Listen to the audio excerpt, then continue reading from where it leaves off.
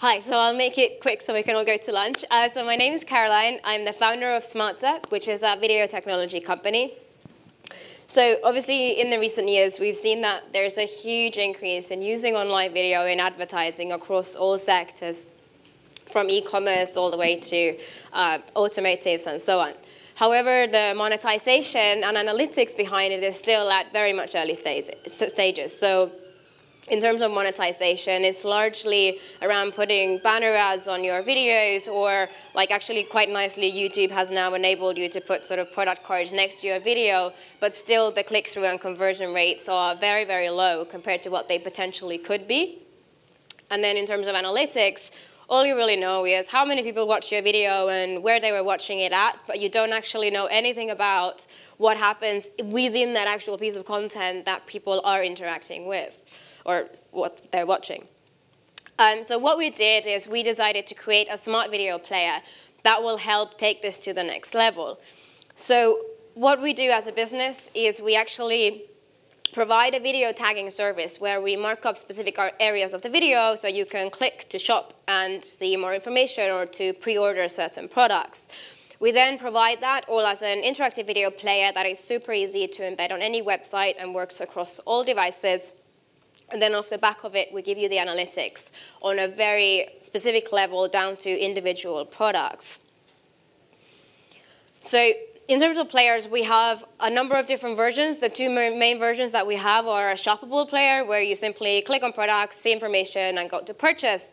But what actually has worked really well for us, interestingly, is a wishlist player, where you can click on specific items, add them to a wish list, enter your email, and then receive a follow-up once those items are available, which works very well across fashion, obviously, where you have runway shows, but you can't actually buy for 6 months, but also for product previews, which could be a computer video, for example, and out-of-stock items across all retailers.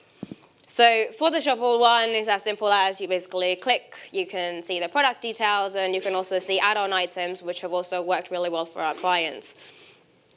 And then for the wishlist video, here's a little demo of basically you can be watching it, just clicking on different things that you like. There's no tags as such to interrupt the video. You can then also see details about those products, and if they weren't available, you just type in your email, and every time one of those products becomes available, you receive a personal email with that. And then in terms of analytics, we've tried to make it really easy for retailers to make the most of this data. Obviously, we capture a huge amount. So we actually show, obviously, all the views and things like that, but we'll really visualize. These are your top 10 products people are clicking on that they were watching for, looking at for the longest, and ultimately what they were actually buying. And this data has helped our clients with demand prediction, for example, to really understand, okay, like these are the things that people are clicking on the most. I should order more of that. And our clients have actually changed their ordering based upon this, this data that they received from their videos. And the results speak for themselves. We receive very high engagement rates, up to 85% of video viewers will actually click on products. We've seen up to 56% of people that watch the video type in their full name and email address to receive details about products. And then when we track through to sales, we've seen £13 per email generated in sales, which is huge compared to what they would receive from a normal newsletter email, for example.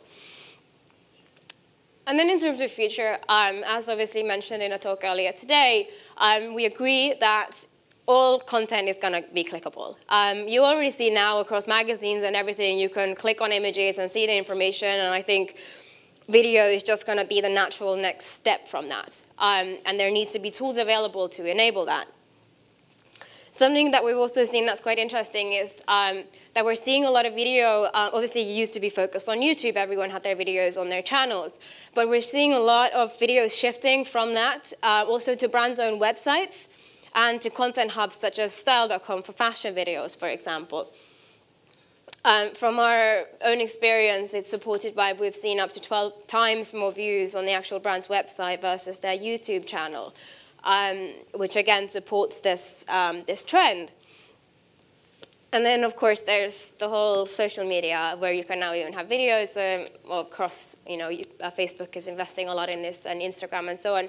And we're seeing a lot of sort of teaser content on those platforms where people's attention span is very, very short, that then drives them to the destination sites to watch full-length interactive content. And I think this is where, because these people that then click through from that sort of teaser video are going to be very, very engaged.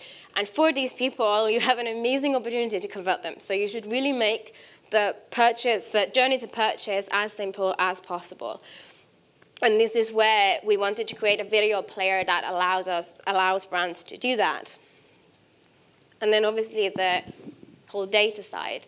So we're capturing a huge amount of data from the whole system.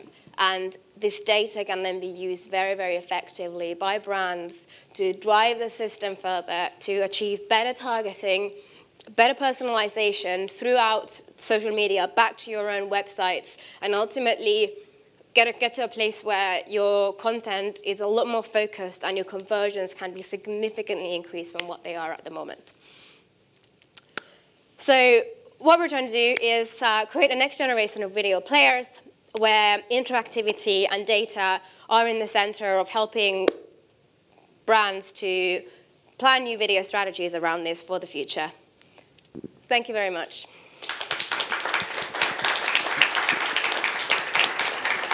I'll be quick. Thank you, that was really interesting. So one quick question about the detail of things. Yeah. I've understood correctly that you can do this to any video then? Yes. Like a YouTube, Vimeo. So we're a video player. So technically, we would see companies like JW, Brightcove as our competitors.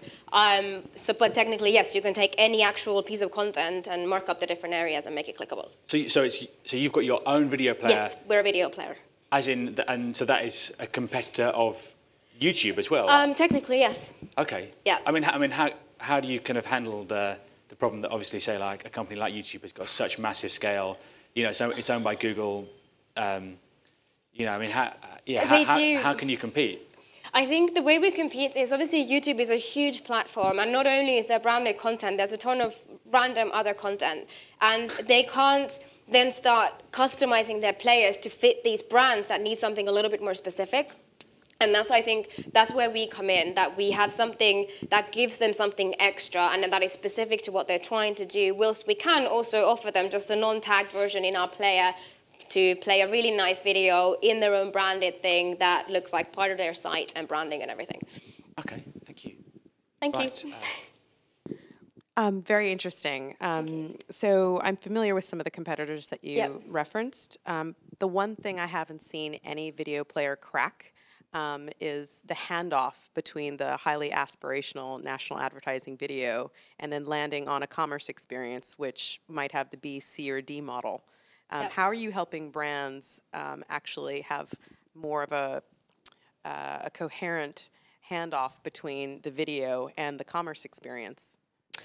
So obviously user experience has been a really big thing for us, and I think that is something that there's a very fine line between being sort of pushy advertising to providing something where people can go to the information themselves. But I think, for example, from the wishlist thing, how people then get those personalized emails really help the brands engage with their customers and make them feel like they're special. And also from them, they understand the data behind each individual person and what their preferences are. So again, it helps them not only in the video part, but in the rest of their business.